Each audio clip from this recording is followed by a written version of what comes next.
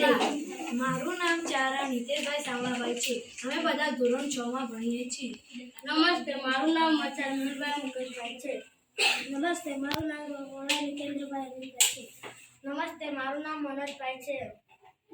અમે આજે એ પ્રકાશના પરાવર્તન ઉપર પ્રોજેક્ટ બનાવીએ છીએ. પ્રોજેક્ટમાં બેટરી અરીસાનો ઉપયોગ કરી અમે પ્રોજેક્ટ બનાવીએ છીએ. ચાલો હવે આપણે પ્રોજેક્ટ દેખીએ. પહેલા પ્રકાશ પાડીશું.